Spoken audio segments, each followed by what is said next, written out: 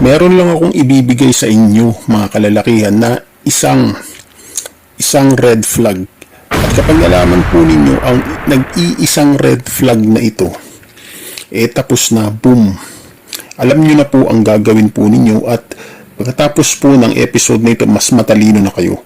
At ito pong episode na ito ay applicable dito po sa mga tinatawag nating red pillar na active. Now, ano po ang active red pillars at ano po ang inactive red pillars? Ang active red pillars po, ito po yung mga nakarinig na ng red pill wisdom. Ina-apply po nila sa kanilang buhay ang red pill wisdom. However, sila po ay aktibo pa sa dating and relationship. Yung inactive red pillar naman po, sila po yung mga nagretiro na. Hindi na sila interesado sa dating and relationship dahil alam nila na risky na yan lalo sa panahon na ito at sila po ay nakapokus na lang sa kanilang sariling goals. Whether yan man is sa pagpapayaman, pagtatayo ng negosyo, pagsi-self-improve, alright?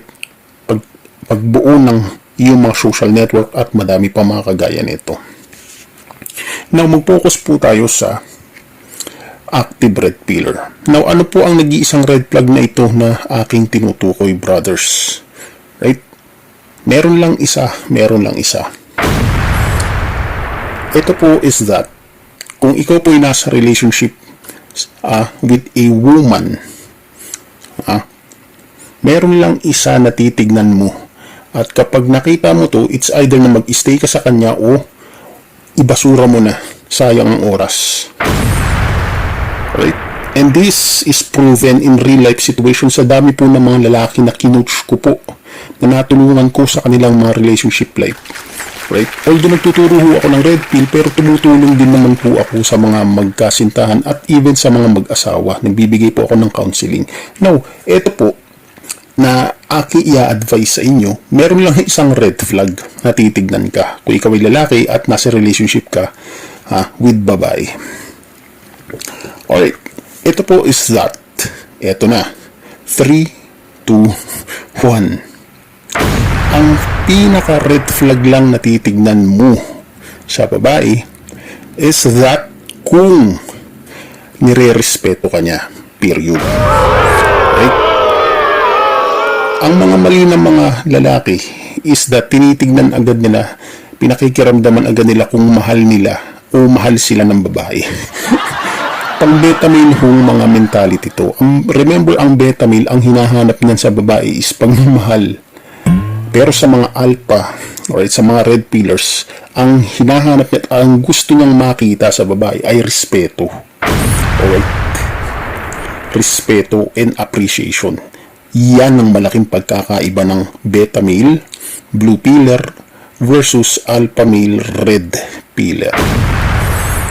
At even magbasa ka ng Bible, makikita mo't mapuprove mo ang pinapayo ko na ito. Bakit po? Nang dahil sa hindi pagrespeto ni Eva sa Diyos at kay Adam na rin mismo, ito po ang nangyari. Alright? Ayan po ang nangyari. At kahit po sa history, kasi maalam din po ako sa history, may mga ganitong kaso din. Alright? Ang King of England na si Edward II, right? Nag-asawa. Ikinasal po siya sa daughter, anak ng hari na si Philip, which is si Isabella of France noong 1308. Sa kasamaang palad po, hindi po siya nirespeto ng kanyang reyna ng asawa niya na si Isabel. At ang ginawa ni Isabel is pinagkanulo siya.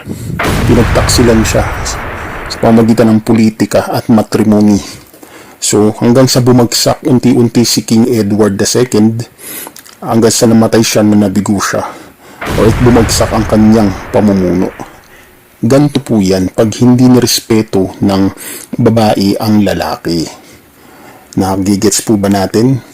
Whether sa Bible ka mag-research o sa history, alright? O kahit saan pang mga kagaya nito, ito ang kasasapitan. Ano ang ibig nating sabihin dito, brothers? Babagsak ang isang relasyon the moment na hindi nirespeto ng babae ang lalaki. Nirespeto ba ng lalaki ang babae? Paano? Well, sa mga babaeng nakikinig, isa sa mga pagrespeto ng lalaki, yan na nga lang ay panunuyo, panliligaw. It's a form of respect. Pagkukusa na gumastos sa tuwing may date, it's a form of respect. Pwede ba na yung babae obligahin mo gastusin mo ko? Which is, wala namang masama dun. Nagastusan mo ang lalaki, salitan kayo. Pero hindi, lalaki ang laging nag-i-initiate. So, it's a form of respect. Ano pa? Pag ang lalaki nasa relasyon na puprotektahan niya yung babae, it's a form of respect. Puprovide niya yung babae, it's a form of respect. Bubuhayin yung pamilya niya, ang anak niya, it's a form of respect para sa babae. Ano lang ba ang gagawin ng babae? Respeto lang sa lalaki ipapakita niya. Pero kung ang kaisa-isang ito ay hindi pa kayang ibigay ng babae sa kabila ng lahat na ng respetong binibigay sa kanya ng lalaki, babagsak ang relationship. Remember, ang relationship ay fusion ng dalawang tao. Magiging isa yung babae at lalaki, magiging halos kapareho ng iisang tao lang. Kapag nasasaktan yung isa, nasasaktan din yung isa. Kapag masaya yung isa, masaya din yung isa. Hindi po yan magkabukod. Right? Na kung saan yung babae may kanya-kanyang interest. Iniisip lang yung interest niya. Hindi mag-work ang relationship pagka ganyan. Ano po ang patibay ko? Tignan po ninyo yung sitwasyon ni Tito Vince at ni Tony Fowler. Ganyan ang mangyayari once na hindi na respeto ng babae ang lalaki. Babagsak yan. Alright? Babagsak yan. Now, pag nakita po ninyo sa relationship, kahit sa unang-unang part pa lang ng relationship ninyo at hindi na respectful ang babae sa'yo, I tell you, brother, babagsak ang relationship, hindi tatagal yan. Bakit? Ang stability ng relationship is that dapat responsable ang lalaki. Alright? Dapat may goal, may plano ang lalaki, may sense of leadership, kayang mag-lead, and then pangalawa, may respeto yung babae at supportive. The moment na yung babae, umaangat siya, sasapawan niya yung lalaki, hindi niya bibigyan ng chance na ipakita ng lalaki yung kanyang pamumuno, babagsak yan, walang magtatagal. Alright? So pag nakita po ninyo ang itong malaking red flag na ito, sa una pa lang, nagpakita na ng disrespectful ang babae, please brother, wag mo nang ituloy yan, dispatch. Itapon mo na yan, makipag-break ka na. Bro, sinabi ko na sa'yo, proven na yan in real life situation. Sasayangin mo lang yung oras mo at babasagin mo lang yung iyong self-esteem dyan. Masasaktan ka lang, mahahassle ka lang, magsasayang ka ng pera, ng oras, ng effort. Tama na, i-break mo na yan. Bumalik ka na lang sa pagiging single life, i-enjoy mo yung buhay mo.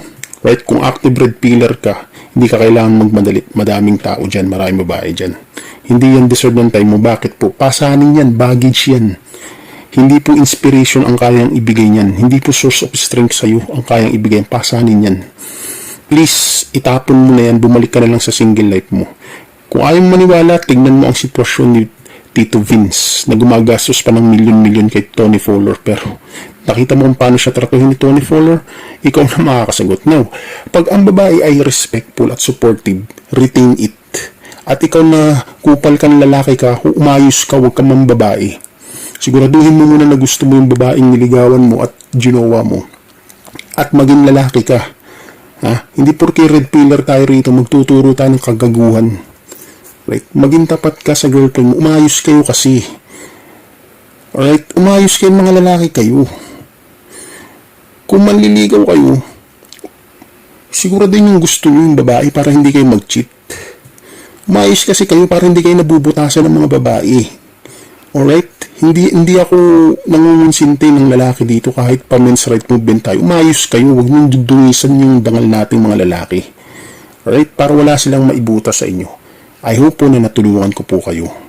Back up by data and facts. Maraming salamat po. At don't forget to follow us here on TikTok Podcast ng The Wet Pro PH. Brothers and sisters, magkita-kita po tayo next time. God bless and peace.